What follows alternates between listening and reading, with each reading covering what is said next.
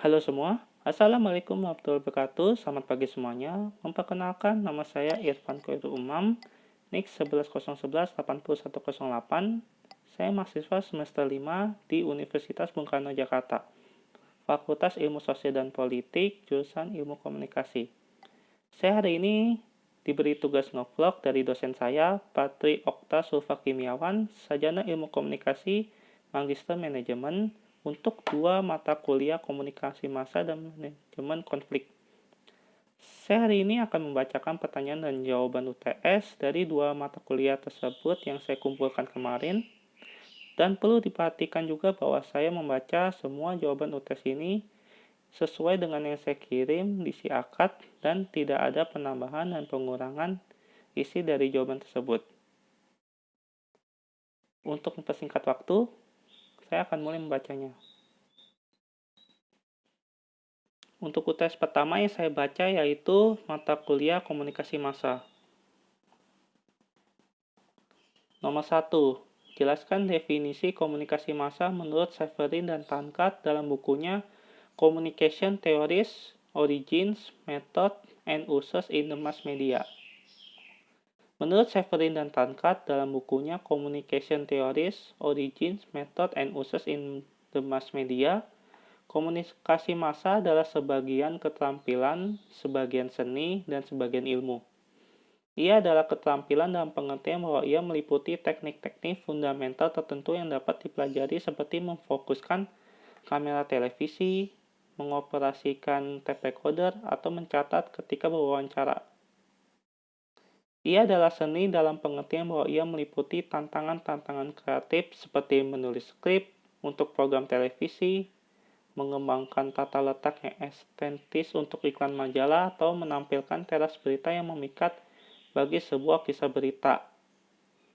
Ia adalah ilmu dalam pengertian bahwa ia meliputi prinsip-prinsip tertentu tentang bagaimana berlangsungnya komunikasi yang dapat dikembangkan dan dipergunakan untuk membuat berbagai hal yang menjadi lebih baik. Definisi komunikasi massa dari Severin dan Tankard begitu jelas karena disertai dengan contoh penerapannya. Nomor 2. Karakteristik komunikasi massa berbeda dengan komunikasi antar personal dan komunikasi kelompok. Sebutkan dan jelaskan 8 karakteristik komunikasi massa.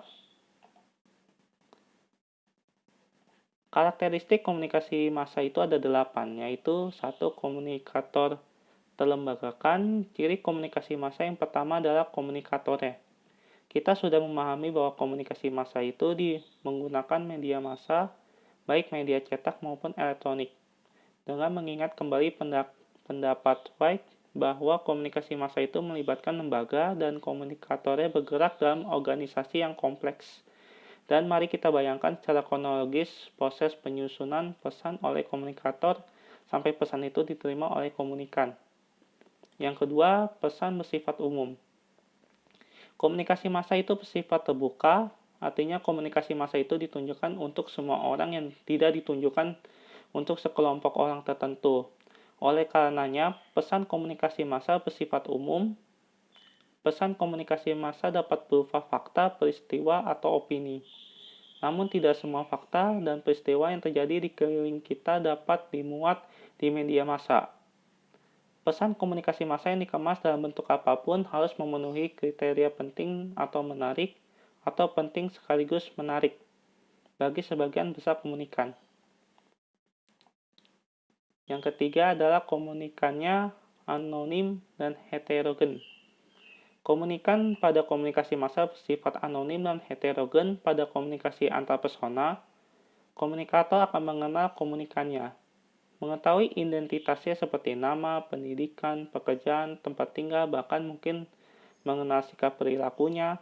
Sedangkan dalam komunikasi massa, komunikator tidak mengenal komunikan anonim, karena komunikasinya menggunakan media dan tidak tatap muka. Di samping anonim, komunikasi massa bersifat heterogen karena terdiri dari berbagai lapisan masyarakat yang berbeda, yang tidak dapat dikelompokkan berdasarkan faktor usia, jenis kelamin, pendidikan, pekerjaan, latar belakang budaya, agama, dan tingkat ekonomi. Yang keempat adalah media massa menimbulkan keserempakan.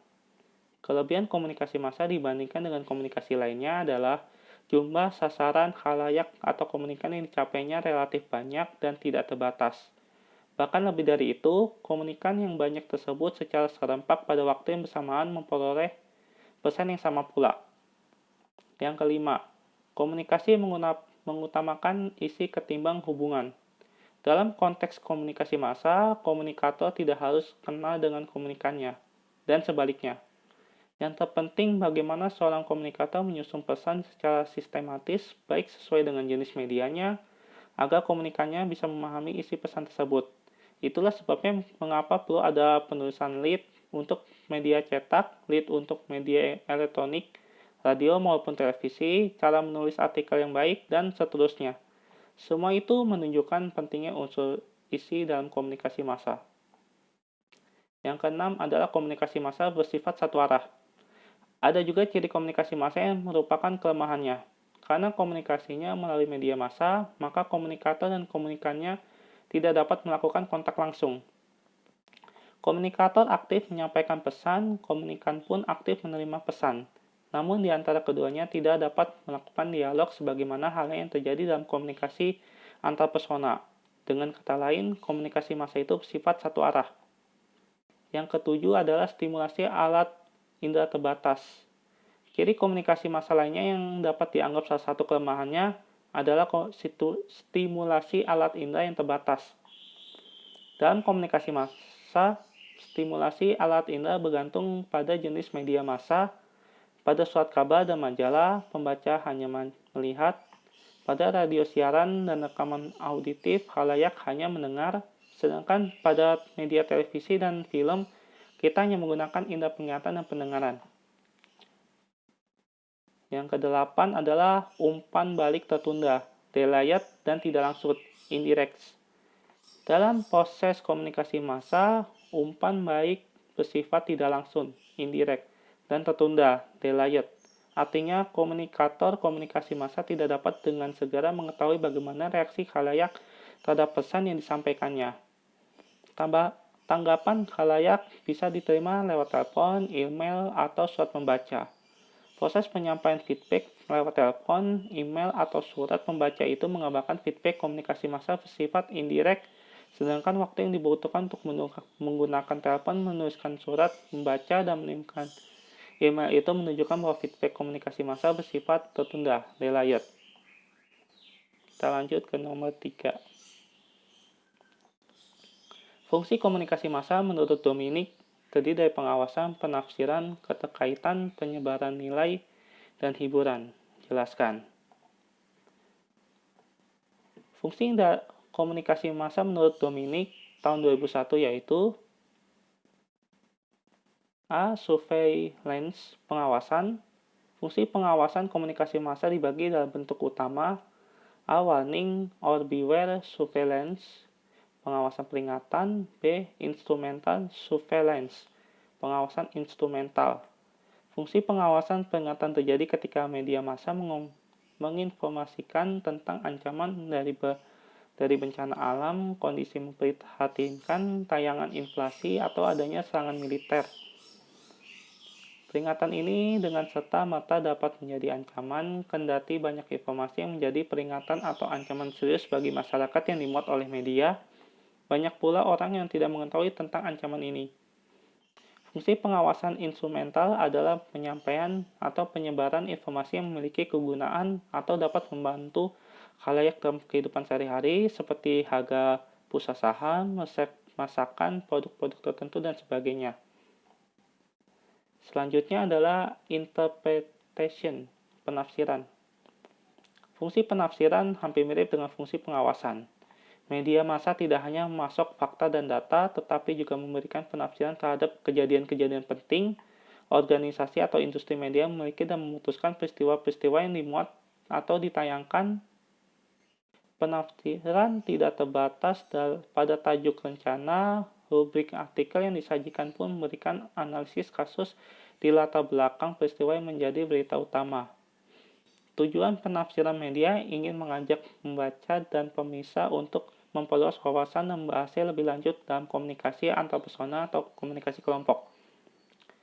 Yang selanjutnya linkage, pertalian atau keterkaitan. Media massa dapat menyatukan anggota masyarakat yang beragam, sehingga membentuk linkage. Pertalian atau keterkaitan berdasarkan kepentingan dan minat yang sama tentang sesuatu. Kelompok-kelompok yang memiliki kepentingan yang sama tetapi terpisah secara geografis dipertalikan atau dihubungkan oleh media. Yang selanjutnya adalah transmission of values, penyebaran nilai-nilai. Fungsi penyebaran nilai tidak kentara. Fungsi ini juga disebut socialization. Sosialisasi mengacu pada cara di mana individu mengadopsi perilaku dan nilai kelompok. Media massa yang mewakili gambaran masyarakat itu ditonton, didengar, dan dibaca. Media massa memperlihatkan kepada kita bagaimana mereka bertindak dan apa yang mereka harapkan. Dengan kata lain, media mewakili kita dengan model peran yang kita amati dan harapan untuk menirunya. Beberapa pengamat memperingatkan kemungkinan terjadinya disfungsi jika televisi menjadikan salurannya terutama untuk sosialisasi, penyebaran nilai. Yang terakhir ada entertainment, hiburan. Sulit dibantah lagi bahwa kenyataannya hampir semua media menjalankan fungsi hiburan. Televisi adalah media massa yang mengutamakan fungsi hiburan. Hampir 3/4 bentuk siaran televisi setiap hari menggunakan tayangan hiburan. Begitupun radio siarannya banyak memuat acara hiburan. Memang ada beberapa stasiun televisi dan radio siaran yang lebih mengutamakan tayangan berita. Fungsi dari media massa sebagai fungsi menghibur tiada lain tujuannya adalah untuk mengurangi ketegangan pikiran khalayak. Karena dengan membaca berita-berita ringan atau melihat tayangan hiburan di televisi dapat membuat pikiran khalayak segar kembali. Yang keempat adalah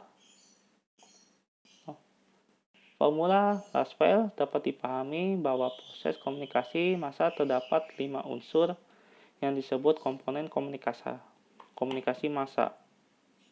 Sebutkan dan jelaskan.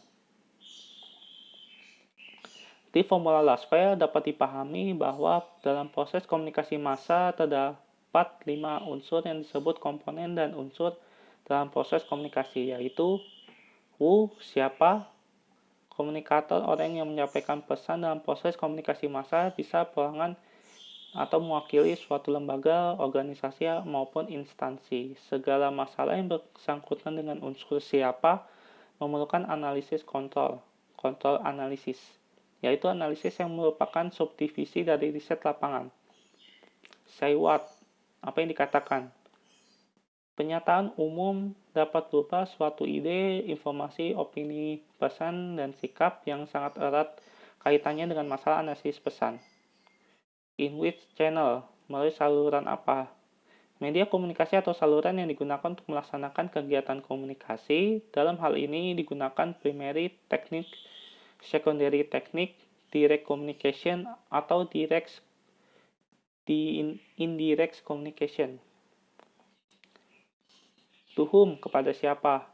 Komunikan atau audiens yang menjadi sasaran komunikasi kepada siapa pertanyaan tersebut ditunjukkan berkaitan dengan masalah penerima pesan. Dalam hal ini diperlukan adanya analisis khalayak, audience analysis. Selanjutnya with what effect, dengan efek siapa.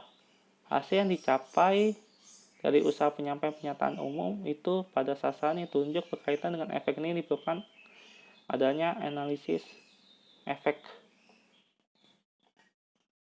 Ya, itu aja dari pertanyaan dan jawaban komunikasi massa yang saya baca tadi.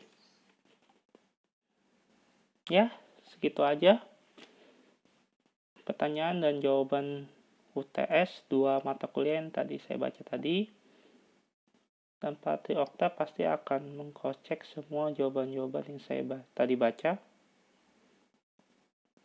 Ya, jujur, ini baru pertama kali saya nge-vlog. Kalau saya gugup, ya, tapi saya masih bisa mengendalikannya dengan tenang. Ya, terima kasih buat kalian semua yang sudah menonton. Sehat selalu. Assalamualaikum warahmatullahi wabarakatuh.